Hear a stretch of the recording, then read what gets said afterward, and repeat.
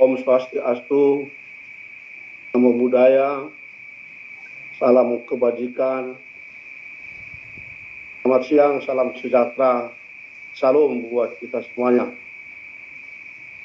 Yang terkasih,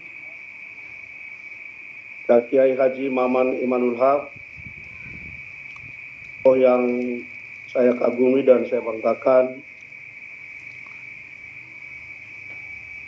saya eksis, kendati beliau tidak masuk dalam jajaran kabinet, tapi tangguhan beliau, fanatisme beliau dan nasionalisme beliau tidak akan pernah luntur. Satu sosok yang sangat luar biasa, yang menjadi contoh dan tauladan buat kita semua dalam kehidupan berbangsa dan bernegara. Sahabat saya Gus Soleh, yang saya banggakan, yang senantiasa membuat acara webinar seperti ini dalam rangka mengembangkan agama cinta, bahwa kita semuanya harus saling sayang menyayangi dan saling kasih mengasihi. Pak Muhardi dan segenap para ibu dan bapak yang saya cintai, para relawan di seluruh tanah air. Pertama sekali saya menyampaikan selamat Hari Raya Idul Fitri 14, mohon maaf lahir dan batin. Dan kiranya makna halal bil halal pada hari ini akan semakin dapat menguatkan kebersamaan kita dalam membangun negara kita yang berdasarkan Pancasila dan Undang-Undang Dasar 1945 yang berbineka tunggal ika dan senantiasa akan tetap tegak sepanjang masa. Dan pada kesempatan ini juga buat teman-teman saya Kristiani, saya menyampaikan selamat Hari Pentakosta dan selamat Hari Minggu. Kiranya Roh Kudus senantiasa menyertai kita semuanya. Para ibu dan bapak yang saya cintai, saya sungguh sangat tertegun dengan semangat yang disampaikan oleh Pak Kiai Haji Maman Imanul Haq tadi dalam tausiah halal bil halal beliau, bahwa semangat beliau yang tidak pernah luntur dan yang senantiasa membara, kendati beliau tidak masuk dalam jajaran kabinet Indonesia Bersatu, tapi beliau tetap memberikan hati dan pikirannya. Bahkan saat ini beliau mengibarkan panji-panji kerapatan Indonesia tanah air kita di seluruh Indonesia, di mana dengan kita maka fanatisme kebangsaan kita akan senantiasa bergelora, NKRI akan tetap menjadi harga mati. Semoga ke depan kita sangat berharap Pak Kiai akan tetap eksis di tengah-tengah bangsa dan negara kita untuk masa mendatang. Apresiasi saya juga kepada Gus Soleh yang tidak pernah berhenti untuk menularkan agama cinta, yang tidak akan pernah lelah dalam rangka menghimpun segenap para relawan dari seluruh Indonesia untuk menyuarakan kecintaannya kepada Jokowi, kepada pemerintahan Jokowi, agar dengan demikian Jokowi tidak sendiri di tengah-tengah kehidupan bernegara ini, tapi Jokowi akan tetap didukung penuh oleh segenap relawan, baik relawan yang memperoleh sesuatu dalam 2 tanda petik dari beliau, maupun relawan yang sama sekali tidak memperoleh. Bahkan ada relawan Pak Kiai Maman yang sebelum dia berjuang dengan Jokowi, dia menempati satu posisi, tapi setelah berjuang penuh dengan Jokowi justru dicopot dari posisi itu. Ini sesuatu yang sangat menyedihkan, tetapi itulah bagian dari kehidupan kita, dari problematika kita, dan kita harapkan ke masa depan hal-hal yang seperti itu akan dapat menjadi satu pembelajaran dalam kehidupan berbangsa dan bernegara. Para ibu dan bapak yang kami hormati, jujur kita harus mengakui dan mengatakan bahwa semua presiden kita sejak mulai merdeka, sejak mulai Bung Karno sampai dengan Jokowi telah menorehkan prestasi dan legasi masing-masing. Pasti ada kekurangan, tetapi banyak sekali kelebihan-kelebihan dan peninggalan-peninggalan yang mengukir sejarah keindahan bangsa dan negara kita. Siapapun presidennya sejak awal sampai dengan akhir.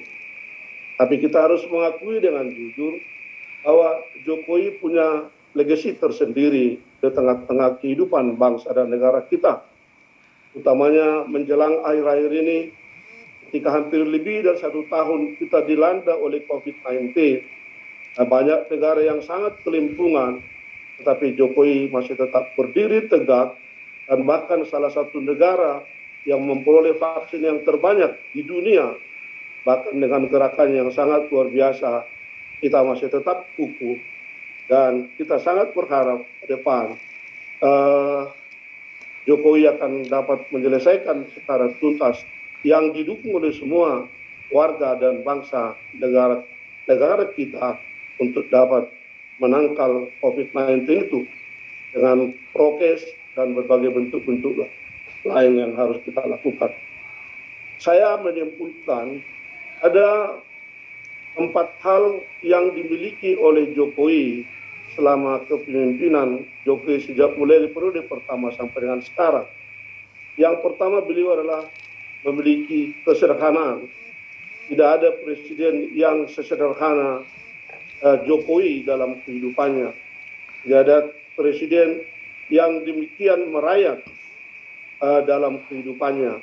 Akan hampir-hampir tidak pernah memperhatikan protokol.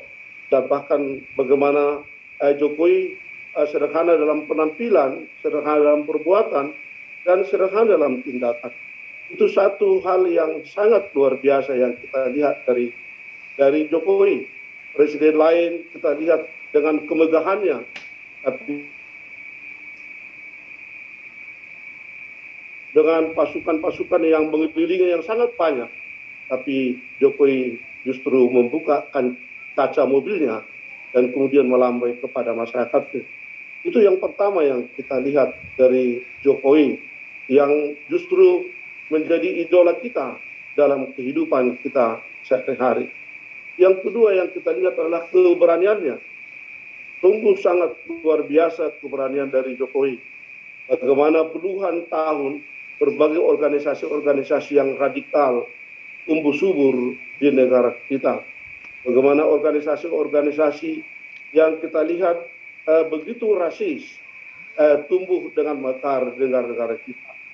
Tapi Jokowi dalam kepemimpinan justru berani dalam rangka untuk membubarkan berbagai organisasi-organisasi yang intoleransinya sangat tinggi, yang memiliki unsur radikalisme, bahkan diperkirakan, bahkan diduga ada unsur-unsur teroris di dalamnya, bahkan ekstrim yang sangat kuat. Karenanya keberanian ini sungguh-sungguh sangat kita puji dan kita puja. Bagaimana Jokowi bisa berjalan mengerumuni rakyat tanpa takut apakah ada bom di situ, apakah ada senjata yang meletus di situ. Juga sebuah keberanian yang sangat luar biasa. Saya mohon maaf Pak Busoleh, hanya karena hormat saya kepada Pak Maman dan Pak Busoleh serta semua Ibu dan Bapak yang kami hormati, saya mengikuti acara ini karena kondisi yang agak sedikit kurang sehat.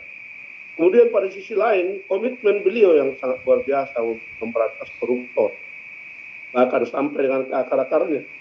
Komitmen beliau dalam rangka memberantas mafia minyak. Komitmen beliau dalam rangka menyelesaikan persoalan di Papua dan lain sebagainya. Itu juga satu hal yang sangat kita puji. Yang keempat adalah konsistensinya. Konsistensi untuk membangun Indonesia. Sejak awal dia mengatakan bahwa infrastruktur menjadi satu hal yang sangat penting. Dan justru infrastruktur menjadi satu idola yang sangat luar biasa di tengah bangsa dan negara kita. Selama ini banyak sekali lapangan terbang yang sama sekali ketinggalan zaman. Tapi sekarang mari kita lihat, hampir semua lapangan terbang sekarang telah menjadi lapangan terbang yang bagus, yang canggih, yang bertaraf internasional. Mari kita lihat jalan tol yang beliau bangun yang sangat luar biasa. Dan kemudian bagaimana konsistensi beliau untuk membangun Papua, membangun Indonesia, membangun Danau Toba. Dulu pembangunan hanya di Jawa, tetapi sekarang pembangunan di seluruh Indonesia. mulai dari Aceh sampai dengan Papua. Itulah konsistensi beliau. Konsistensi beliau juga adalah bagaimana penguatan SDM senantiasa dilakukan dan kemudian perhatian kepada UMKM. Konsistensi seperti ini adalah satu konsistensi yang dimiliki oleh kemana angin berkibar, kemana angin berlalu. Ternyata Jokowi senantiasa konsisten dengan sikap itu. Dan kemudian pada sisi lain, di atas dasar itulah maka prinsip kesederhanaan, keberanian, komitmen, konsistensi dimiliki oleh Jokowi. Dan itu adalah unsur-unsur dari seorang pemimpin yang berhasil dalam kehidupan. Maka Jokowi akan menjadi satu legacy di tengah-tengah bangsa dan harapan kita untuk masa mendatang. Untuk tidak memperpanjang pembicaraan, harapan saya kepada Pak Jokowi adalah yang pertama adalah agar sungguh-sungguh membersihkan segenap aparat dari unsur-unsur radikalisme. Dan unsur-unsur radikalisme ini tidak hanya di aparatur sipil negara, tetapi juga kita lihat ada di unsur TNI dan Polri. Dan semua lembaga-lembaga yang lain. Ini harus benar-benar dibersihkan. Agar dengan demikian, harapan kita dan tekad Jokowi untuk membuat NKRI negara yang berbineka tunggal ika, yang berdasarkan Pancasila dan Undang-Undang Dasar 45 sungguh-sungguh bisa terwujud dengan nasionalisme yang sangat luar biasa. Itu yang pertama. Yang kedua, tolong undang-undang tentang daerah